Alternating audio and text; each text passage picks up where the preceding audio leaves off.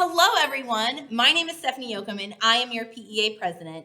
And I have with me Jim Palmer, our vice president-elect. And so we wanted to spend a few minutes with you all talking about the teacher compensation that is before you all. The ratification vote starts tomorrow. And so you've gotten several emails to your district work email. So if you haven't checked that, please check your district work email.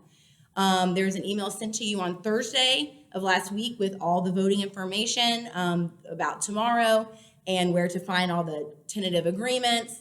An email went out today to give you some bulleted highlights of language and the compensation packages. And so before we get into the compensation, I did want to highlight a few of the overarching language changes because we were in open book this year. And so please pay attention to board rights in Teacher Article 31, some really cool language being before you guys in a proposal. We also have completely revamped the teacher transfer process. If you guys have been around for a while, you remember in October of 2017, we had some really bad language imposed on us. We've been working since then to chip away at that, and we got some really good middle ground language that you guys are really going to like with teacher transfers. You'll be able to transfer in the middle of the school year at the semester instead of having to wait for a full year. We also added in sick leave transfer direct to employees so that you don't have to go through the sick bank. And it's more loose than what risk management was trying to do and going through the sick leave bank process. And so those are just a few of the language changes. So look through those contracts and look through all the language changes. But now we want to look at the compensation pieces. And so this one is just for teachers right now. We are going to do a separate video for support staff in another video. And so our teacher compensation. So overall, every single position, every single teacher under the teacher contract. So that's our classroom, our non-classroom, our deans, our school counselors, our school psychs, our speech language pathologists, our LEAs, our coaches, everyone that's under the teacher contract is going to see at least 2.25% added into their current salary level.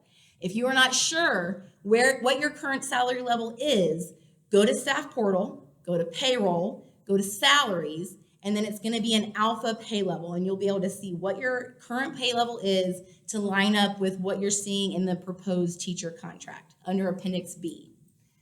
And so what does a 2.25% raise mean in money? So teachers will be seeing $1,050 to $2,013 with at least 2.25%. Now, keep in mind, we also ratified money agreements last year too. So everybody's still getting the $1,000 after taxes with ESSER that will be built into the salary schedules after ESSER's done.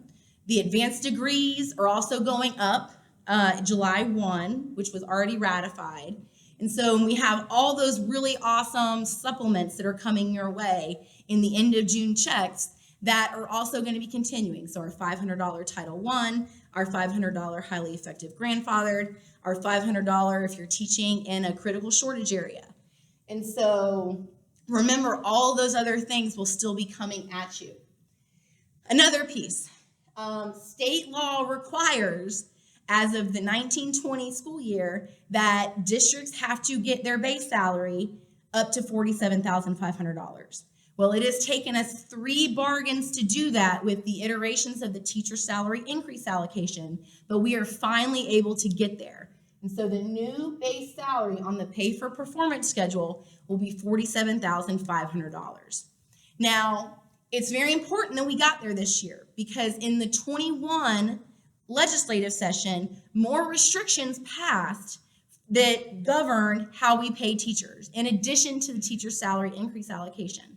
And so now that we're at 47.5, this is actually going to help us moving forward with our grandfathered teachers and our veteran experienced teachers because it relaxes the restrictions and the ratios set forth in Florida law now.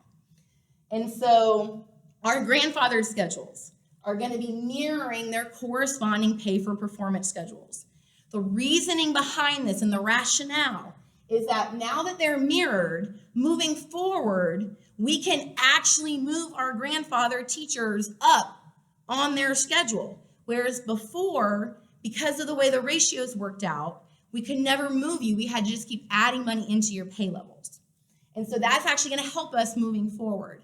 And another perk to doing that this year was instead of the flat 2.25% that you would have gotten, most of our, or actually all of our grandfather teachers are going to be seeing between a 2.4 and a 2.8% raise because the way we placed you onto the mirrored schedules. And so I'm going to turn this over to Vice President-elect Jim Palmer. So as a veteran teacher, guys, I get it. I understand your frustrations. As a member of the bargaining team, we were able to negotiate the most money possible under the state of Florida's restrictive laws regarding the budgeting of teacher salaries. So I understand it. So if you're frustrated, please join us. If you're not a member, become a member of PEA. If you're a member of PEA, join us through our PAC in the election process. And we have endorsed candidates for school board we want you to look at and consider voting for. And we need you to get involved in the state level. Talk to our state legislators. Come lobby with us. We need to change these laws. And again, I get it. I've taught for 21 years. I'm just as frustrated as you, but we can't just sit here and just be frustrated. We have to get involved and join the cause so we can change the laws. Thank you. And so PEA is recommending a yes vote on this contract. Voting starts tomorrow with 9,000 people getting ballots through their district email. It usually takes a few hours. So they send them out in batches. If you have not received a ballot by 5 p.m., please contact the PEA office, and then we can get you the contact information for the third-party vendor that is running the secure election. And then they can take care of you to see what happened and then send you a ballot through your district email. Voting will close Thursday, June 16th at 5 p.m. And so please make sure you go and vote. It's really easy. And again, we are recommending a yes vote on this contract. And I do want to say this is a really big deal. We have made history in Polk County. We have a contract settlement before you to vote on before the contract actually expires. And so, as we continue to work and build our relationship with our district and our new superintendent, moving forward, this is a big step in the right direction.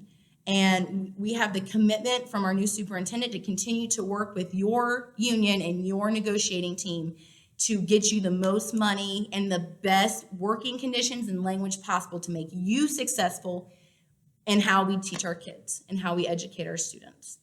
So thank you.